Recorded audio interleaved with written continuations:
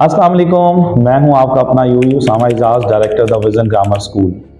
सबसे पहले अल्लाह रब्बुल इज़्ज़त का बेहद शुक्र है कि अल्लाह रब्बुल इज़्ज़त ने हम सबको रमज़ान और मुबारक जैसी नेमत अता फरमाई है।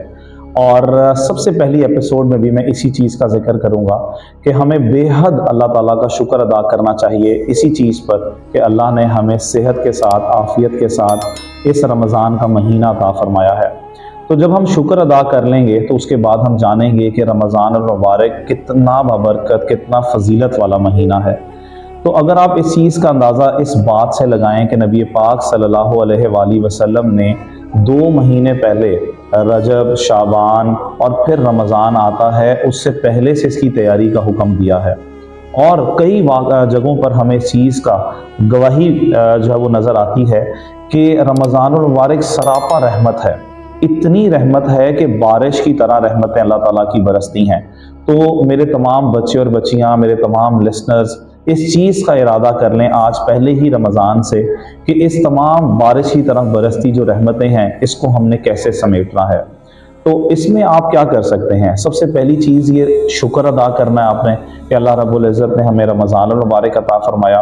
और फिर इसमें अल्लाह ने ख़ास और एक करम किया कि जो नेगेटिव ताकतें हैं, जैसा शयातीन हैं, उन सबको भी इस एक महीने के लिए बंद कर दिया। देखें, हम लोग अगर कोई भी एक इवेंट ऑर्गेनाइज करने जाते हैं, जैसा अभी रिसेंटली बसंत हुई है, तो बसंत जब हो रही थी तो उससे पहले उन्होंने कितनी डिपार्टमेंट्स को इंगेज किया फॉर द सिक्योरिटी कि वो चीज़ हैपन बहुत स्मूथली हो जाए। तो जब आप एक बड़े पैमाने पर गवर्नमेंट्स, इदारे, पब्लिक की रिलीफ के लिए बाकी नेगेटिव चीज़ों को बंद कर कर एक पॉजिटिव एक्टिविटी करना चाहती है ताकि वो फुल फोकस होकर वो चीज़ करे, तो अल्लाह रब्बुल इज़्ज़त का ख़ास करम क्या हुआ कि अल्लाह ने वो तमाम नेगेटिव ताकतों को बिल्कुल बंद कर दिया ताकि अल्लाह का बंदा, अल्लाह की बंदी वो बिल्कुल खुशू खुजू के साथ फोकस करके अल्लाह के हुजूर पेश आए। और दूसरा, वो जितनी रहमतें, बरकतें अल्लाह ने रखी हैं वो सब समेटे। तो इसका पहला अशरा जो है वो रहमतों का है। दूसरा अशरा जो है वो आपके पास इस्तग़फ़ार का है, बख्शिश का है।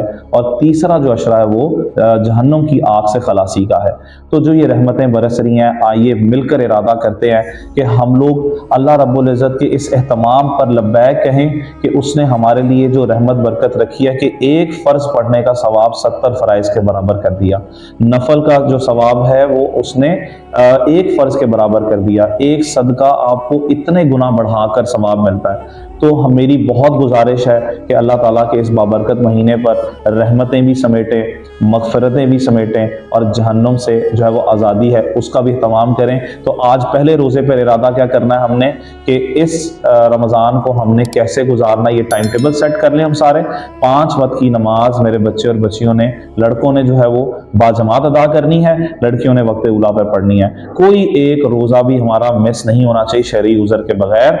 और तीसरी बात के तरावी का तमाम करना है, सुन्नत मौक़दा है और आपने इसको ज़रूर अदा करना है। नवाफिल की जितनी तौफीक होती है उसका तमाम करना है और कसरत से कुरान मजीद पढ़ना है। ये 4 काम जो हैं इसकी आज टाइम टेबल बना लें और अपनी बाकी रूटीन के साथ, तो इंशाअल्लाह ताला हमें ये सारी की सारी रहमतें भी मिलेंगी और बरकतें भी मिलेंगी। इंशाअल्लाह अगली एपिसोड पे आपसे मुलाकात होगी। अल्लाह हाफ़िज़।